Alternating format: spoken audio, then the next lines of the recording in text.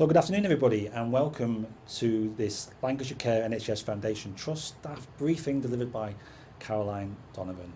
Good afternoon, Caroline. Hello there, hi. I believe you've got some interesting information for us over the next half hour or so. We have, so really pleased again to be here for our second chat with Caroline. Thank you to everybody for the really helpful feedback and comments. Really want you to think about what helpful topics and themes you'd like going forward. We've got some ideas for the next couple of chats, but really keep your ideas coming through. That would be really good. I'm really hoping today we're going to have some really interactive discussions through the questions that hopefully you're going to ask us as we start this chat.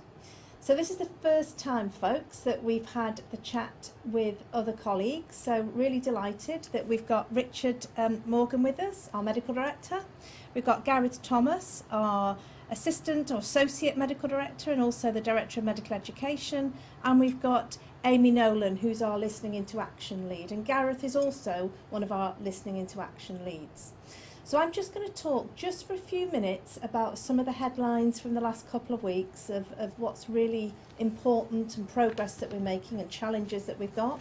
And then we're really going to talk about listening into action, and delighted that I've got colleagues with me today and hoping that you're going to join in the chat that we're going to have. So first of all, just to give you three things I want to talk about. First is really important, which is our CQC report that we've literally had in the last week or so. Again, a really big thank you to everybody who engaged in the whole CQC process. Realise that that can be difficult at times, but on the whole the CQC were really positive about the way we engaged. So thank you very, very much. A big congratulations again and a shout out to our dental team who did really well, and to our CAMS inpatient team at the Cove who again have sustained some really good improvements. So really well done to you. Some bigger challenges that the CQC found, which weren't a major surprise to us and something we've been working on since the NTW review earlier in the year, is really around our acute care pathway. So hopefully people are briefed around those now. We've got clear improvement plans. We're meeting now with care group managers in the Adult Mental Health Network on a weekly basis. So at the moment we're going through the factual accuracy process, and then at the end of this week we will send that back to the CQC, and then we're planning probably to put that CQC report into the public domain probably in 3 or 4 weeks' time. So it's really, really important, folks, that we keep focusing on the improvements that we need to make. And even though the improvements are in the real challenges we have in the acute care pathway, there will be lots to do across the whole trust as well. So that's just the headlines from a CQC perspective. Maria Nelligan, our new Director of Nursing, starts with us on Monday next week, and I know that she'll be really keen to have a big input into the plans going forward. So the second area that I need to talk about is, of course, the adult acute care pathway and the real priorities that's been given and taking a lot of time from the board and the executive team in the last few weeks. We've made good progress in terms of new funding coming into the trust, both nationally and locally, and all services are in the process of employing more staff into their community crisis and liaison services. So anything you can do to encourage any friends you might have, any colleagues from elsewhere, telling people about the improvements that we are going to be making, and the fact that each of our teams in the acute care pathway are going to see some more staff. So that's really very important.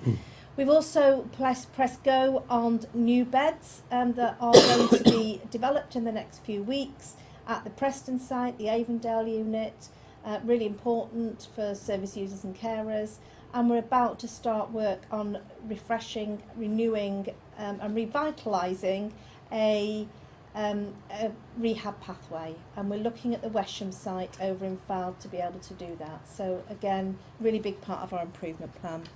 And then the third area I just wanted to touch on which I thought next time we might have our chat with Caroline theme around, is our new locality working structure.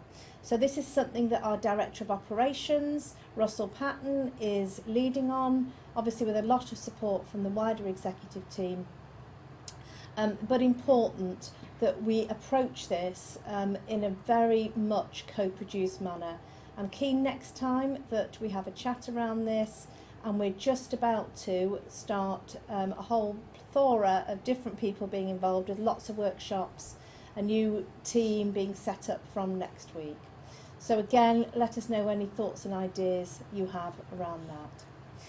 So I now want to particularly talk about our Listening into Action programme. I'm really excited that this has started. I'm delighted that colleagues are here today, and wanted to just hand over now, first of all, to Richard, our medical director, who's going to play a big part in sponsoring this alongside Maria, who starts next week, to talk about what it means to him and how it fits in with what other initiatives we've had in the past, which some of the questions people might be thinking through. Thank you. Thanks very much, Caroline. I'm going to speak fairly briefly, if that's all right. I just want to introduce the LIA programme, and I'm going to pass over to Gareth and then to Amy. I guess the start of the LIA programme is particularly important. So we got a 65% response rate when we went out to everyone in the trust, and that is the highest national response rate for any community and mental health trust in the country, which is brilliant. And I think what that indicates is that people are really engaged in the process, and so that's an extremely promising start. Now, from those responses, we ended up with 6,000 suggestions of ideas that we might wish to take forward, and we've now coalesced those into 15 themes, and Gareth and Amy will talk a little bit more about that in a second. So there's going to be a huge amount of work which is going to come from the LAI programme. I guess a slight anxiety I have is that that's a fantastically promising start, but I worry sometimes that people might think, well, we've been here before, and maybe thinking back to the Appreciative Leadership Programme. Now, part of that was really valuable when we focused on some of the things which are going well in the trust, with less focus on the negatives, but I think it's fair to say there was a mixed reception. The LIA programme, I think, is very different. The engagement from the start is particularly important, as I just mentioned, but also the whole process is aimed to empower staff to deliver better care throughout our trust, and the ideas have come from frontline staff, from support staff, from the whole staff body, I guess, and it's in our gift to make it work. So it's up to us to make sure this does work. I'm sure it will. So it's part of a continuing improvement programme. So this isn't a one-off project which we're going to do, then stop and it's done. It's as we will do things through the future. So I'm really looking forward to the programmes as they start, the work streams, and I'm going to just pass over now to... Just before you do, Richard, Yes. I just want to come in. Thank you. That's Yeah, all right. you may. Just want to ask Amy and or Gareth, just Richard there touching on the fact that we had such a high response rate, and I think this was a big part of the fact that there were 4 of you with Laura and also Mark who really helped. What was some of the feedback you got when you were out and about trying to encourage people to fill in, and why do you think we got such a good response rate?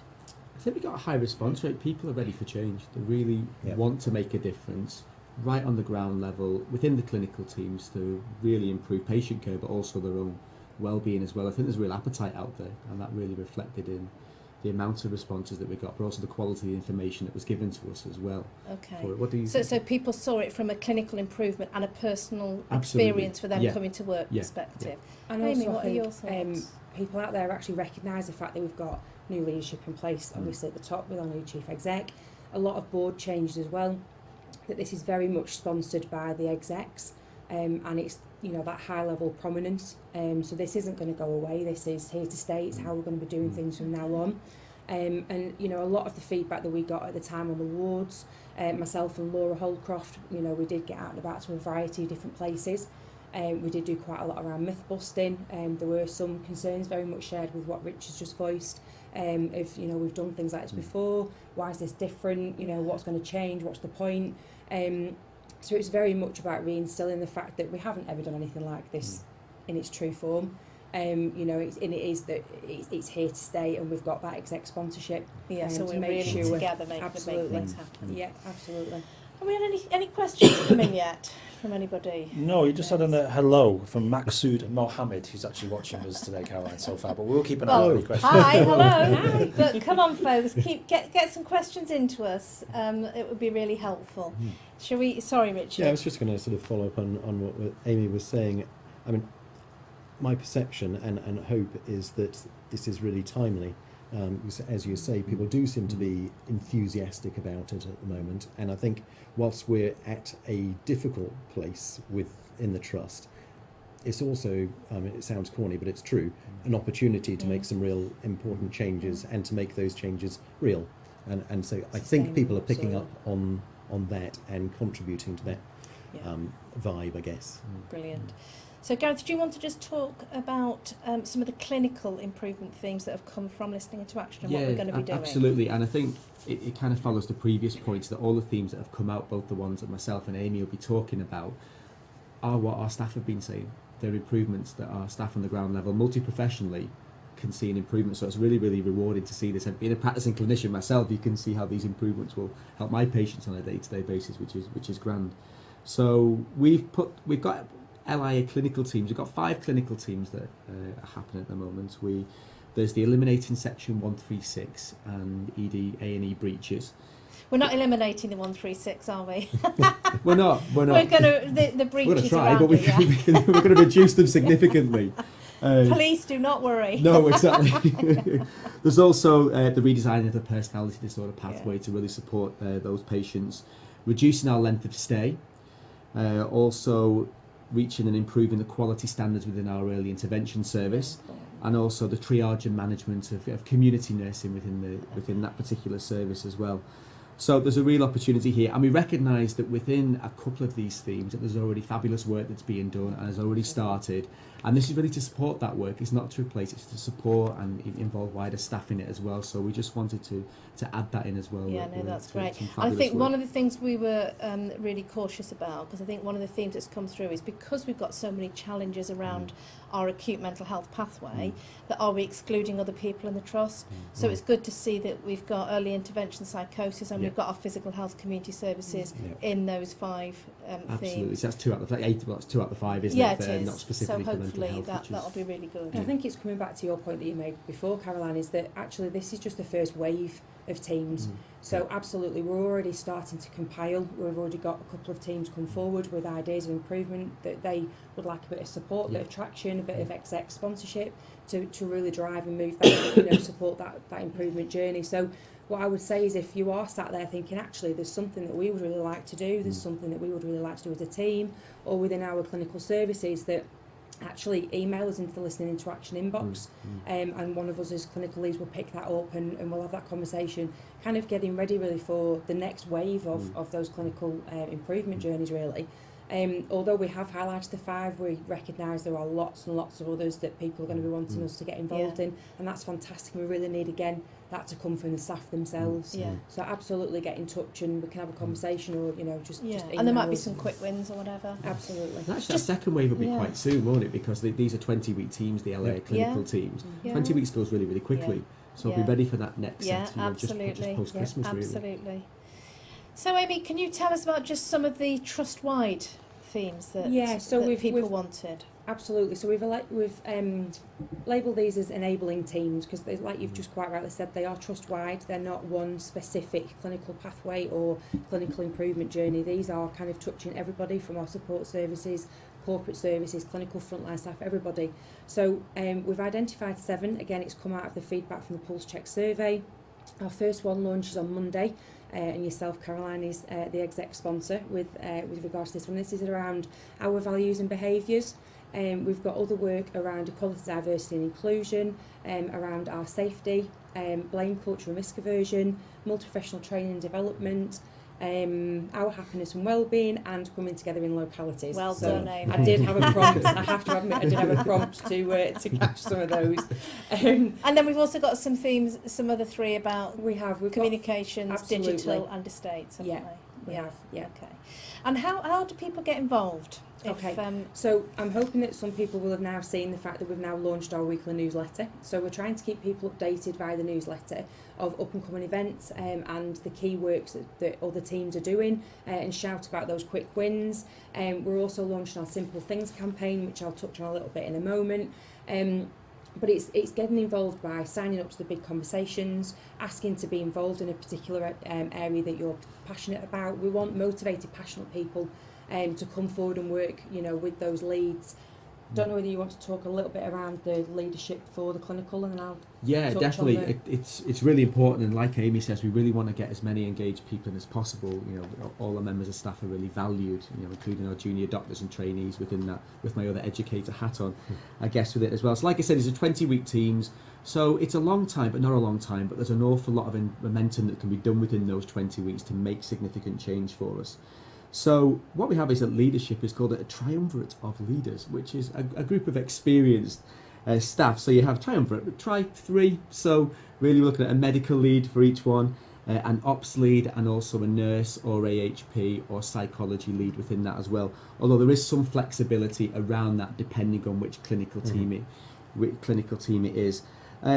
With those teams, there's an executive sponsor, which shows engagement from the highest level of the organisation to make this change, and they will enable but also block any issues that are along the way. There's also support from us as LIA leads as well, and we're there to support, to mentor, to coach, and to be a sounding board around these processes as well for it.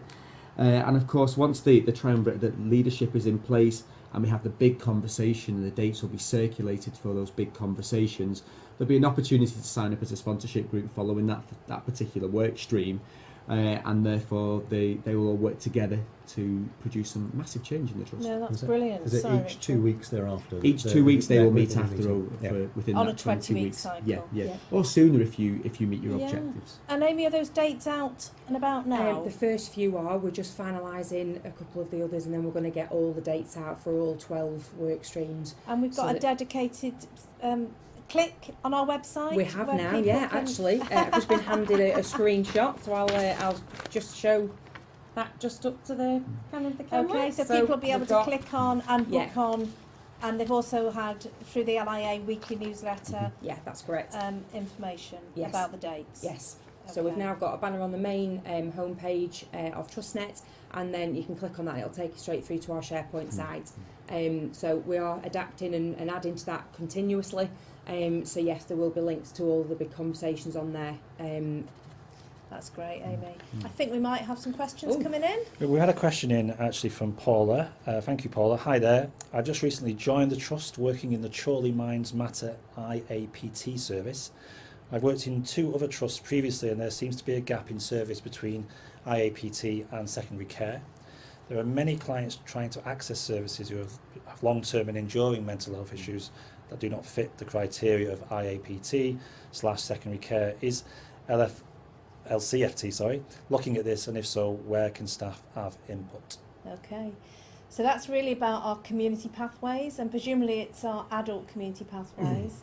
And I think what we're hearing from Paula there is difficult to be able to access, doesn't mean the threshold for IAPT services, and difficult to access secondary care community services. We're just about to start next week. People will know that we've got a partnership now with Northumberland Tyne and Wear, Mental Health and Learning Disability Trust, and they're starting workshops with us next week, which is led by our transformation team, and all the execs will be involved, but Russell Patton particularly. And so we need to pick this up as part of that to see, are there patients, service users that are falling through the gaps.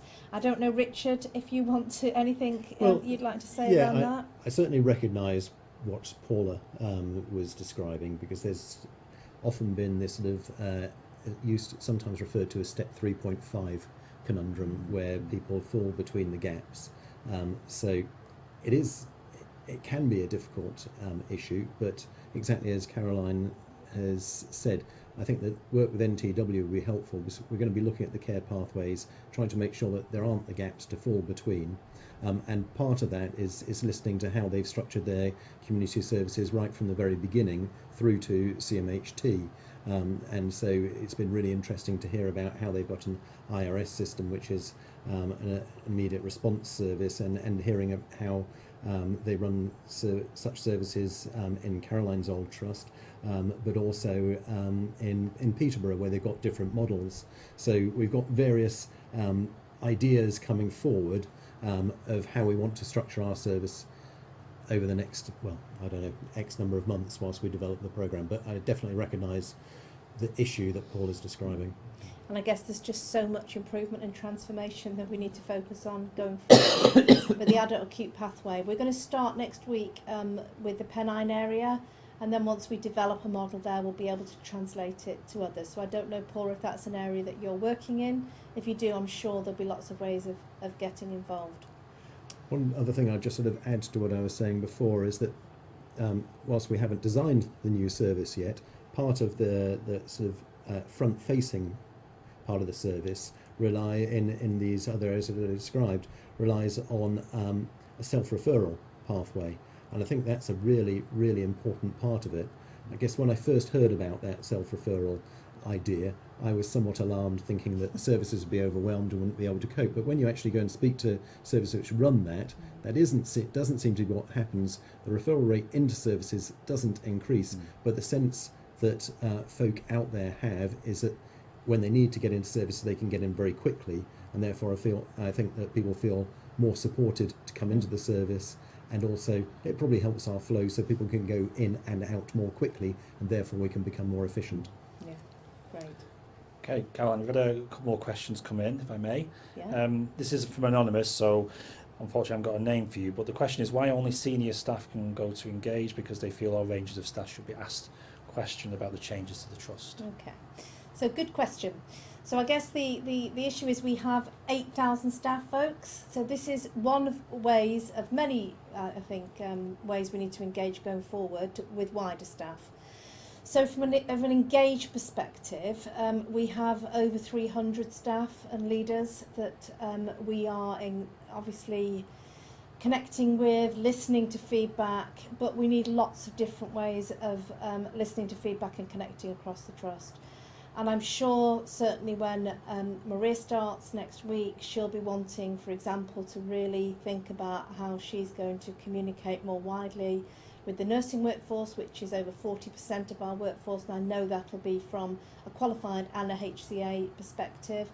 Listening into action is another. Obviously, we're going to be having at least 12, if not more, big conversations that will encourage hundreds of staff to be involved and engaged. And we will obviously listen to different ways. This is another way, but I guess it's just unrealistic for us to be able to invite everybody into one room all at once, and we need to have targeted communications. Again, if you've got ideas over and above what we're already putting in place, then please let us know. That would be great. Should we just come back and just hear from Amy about... So we've managed to either install or repair existing water filtration systems. There was a request for a care programme approach coordinator at Chorley Mental Health Inpatients unit to support the clinical teams there. I believe that's just finalising the recruitment process at the moment, and he's going to be going out to adverts. That's great. So we've enabled really that. Yeah. One more, Amy? One more will be, again, a lot of requests for clearer information for patients. So we have improved the accessibility of the help centre on our trust web pages, and also made it very, very clear for patients accessing that external page for crisis support in hours and out of hours as well. It's very, very clear for them. So that's really encouraging people to use our services and not defaulting, for example, to go into A&E in a crisis. Yeah. And at the same time, Richard, we've been really increasing the staffing in our crisis teams, haven't we? Yeah, absolutely. So we've benchmarked, we looked what we need to do to support the acute care pathway, so that work is all underway at the moment, and aiming to get our crisis teams very soon to be 24 hours. Yeah, which they haven't some done of up them till already now. are piloting absolutely. that, aren't they? Yeah, great. Do we have another question there? Yeah, a couple of ones. Again, no names, unfortunately, Caroline. But when will the CQC result be announced to all staff. Okay, so as I said at the beginning, we're just in the process of our factual accuracy checking at the moment, which lots of people have been involved in. That goes back to the CQC on Friday, and then they have 2-ish weeks. So we think it'll be middle to the end, more like the end of September, that'll go into the public domain. Okay. And I'm going to try and decipher this one. It says, why are weekly huddles taking over an hour? Feels like a team meeting should they be focused at main points and lasting half an hour? So maybe that's someone saying they're going too long. I'm not too sure. Is this to do with the safety huddles? I'm not too sure what the weekly huddles are. I don't know if anybody can give us some more information. I think a lot of teams tend to have huddles in variety of different forms and they are quite right, they're supposed to be quite snappy to get the key points across is the idea. I suppose this links in slightly into the launch of our Simple Things campaign, just to jump back into listening interaction there. That absolutely this is something that you could discuss and brainstorm within your own team to be able to discuss, what the agendas are for the huddles and make those changes yourself. So the Simple Things campaign is all around enabling teams and the staff on the ground floor to actually be able to make those simple changes that will make a massive difference for them. So there's further information around it on our newsletter that's just gone out today, and we're going to be uploading and making sure that's on the SharePoint site, and also you can email us if you want more information around it. Okay. And if people have got some more ideas about the huddles, then let the LIA team know, and then maybe that can be part of the simple ideas. Absolutely, we can pop it in and share that. Okay. Just one more. I think John's final asking. One, John, maybe. I think John wants to know how long is this going to last for? This consultation, listening, interaction. Is there a deadline for this? So as we said, as we've been going through, this isn't something that's going to be a quick initiative. It's something that's going to be about the way we improve things at Lancashire Care. So years, I'd say, not months or even weeks, that we're going to be using listening into action as an approach to help us truly engage and help us really improve, involving as many people as possible. So that I think that's probably. Did you want to go in there, What I was going Amy? to say was, did you say John? Yeah. Is passionate about change, then we are asking for change champions. Again, we've put information in the newsletter, and we've got a first engagement event on the 11th of September, which there'll be more kind of coming forward from that. So if you just want to get involved, then just drop us an email and we can have a chat. That's a bit more great. information. That's fabulous. So I think that's probably come to the end of our listening into action conversation today in the chat with Caroline. Hopefully it's been helpful. Thank you to people for engaging. Please continue to engage going forward, and please give us any feedback. And thank you very much to my guests today. Thank you. For having us. Thank you.